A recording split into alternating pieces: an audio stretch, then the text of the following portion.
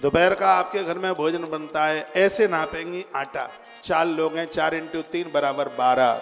12 से ज्यादा ना बन जाए रोटी, ऐसे नाप करके नाप। कंजूसों की बारात, यूं नापेंगे, यूं ऐसे। दोपहर में रसोई में रोटियों की कमी, ये बहुत दुर्भाग्यपूर्ण है। इससे घर की बरकत खूब चकाचक, खाने पीने में खूब उदार बनी है। रसोई में सब भरा पड़ा रहे सामान, 2 साल के चावल, 2 साल का दाल, 2 साल का गुड़, लेकिन रसोई का सामान कम हो रहा है, बाथरूम वाला बढ़ रहा है। 25 तरह के ट्यूब रखे हुए हैं। बूढ़ी बूढ़ी डुकरियां 67, 80, 70 साल की, वो भी बिना लिपाई पुताई के नहीं मान रही है? मैंने रसोइयों में देखा है सामान नहीं मिलता, कप प्लेट मिलती है, पॉलीथिन बंद आटा आता है, किलो 2 किलो आता है, लेकिन उनके बाथरूमों को देखो भरा पूरा, सीढ़ियों पर रखा है सामान। ओ दे सामान, 25 तरह के साबुन, और लेकिन इतनी पुताई करने के बाद भी मुंह बनरिया जैसा लगता है। ये और देख लो, एक जीजी लिपाई पुताई करा के आई और बोली मैं कैसी लग रही हूँ। मैंने कहा 2 पैसे की नहीं। उसको तो बड़ा बुरा लग गया, बड़ा बुरा लग गया। मैंने कहा बुरा मत मान। और इतने में पड़ गया पानी, हम शादी में गए, पानी पड़ गया चौड़े में, सब लोग फार्म हाउसों में, तो कोई पूरा पेंट करा के आए मुंह पे और इतने में पड़ जाए पानी ऊपर से, फिर तो पूछो ही मत।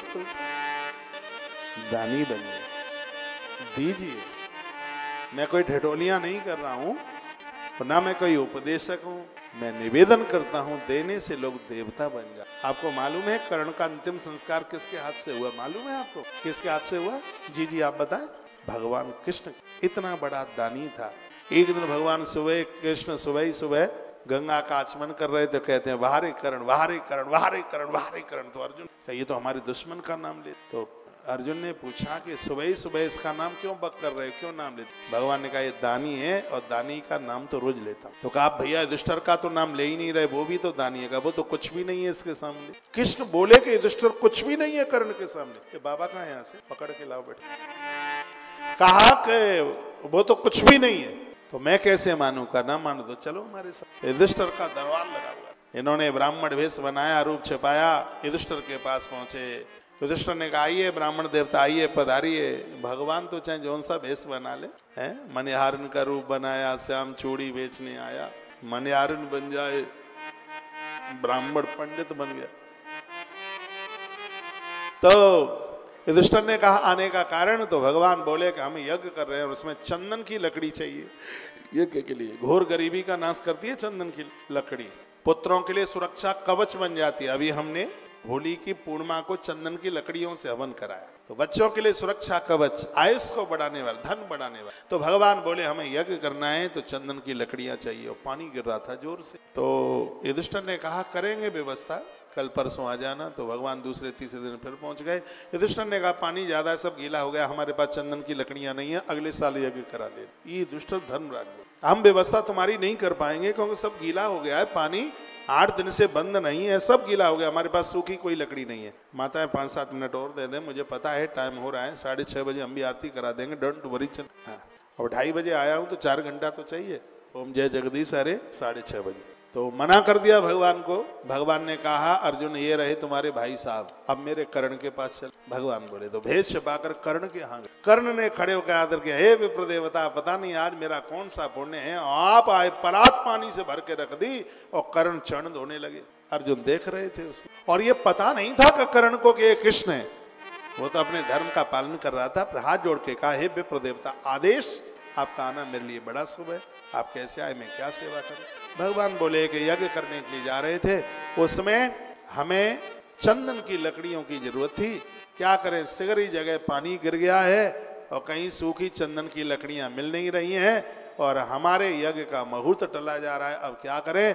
कहा चिंता मत कीजिए, और अपना धनुष बाण उठाया और कर्ण ने अपने घर के किवाड़ों को चीरना शुरू कर दिया, क्योंकि जितने किवाड़ और चौखटें थी वो सब चंदन की थी। सब मार मार बाण चंदन के किवाड़ चौखटें सब उतार के रख दिए और कहा विप्र देवता ये ले जाओ। भगवान ने कहा कि ये तुमने इतना सुंदर मकान कुरूप कर दिया, ये लकड़ियां तुमने सब निकाल के दे दी। तो कहा कर्ण ने मकान तो फिर भी बन जाएगा, मुहूर्त निकल जाता तो ये वापस नहीं आता। और ये कहकर भगवान उसी समय प्रकट हो गए। का वायदा करके जाता हूं कि तेरा अंतिम संस्कार मेरे द्वारा होगा। भगवान के व्यक्ति को दानी होना चाहिए, देने की भावना होनी चाहिए।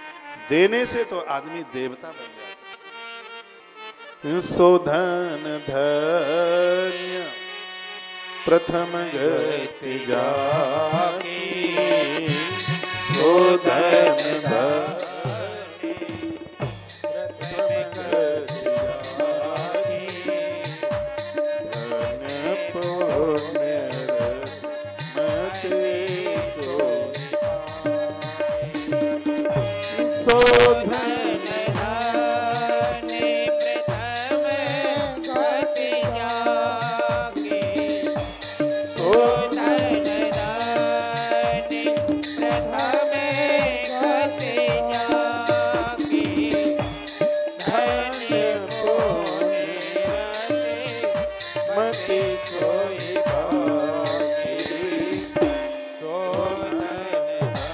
राधे।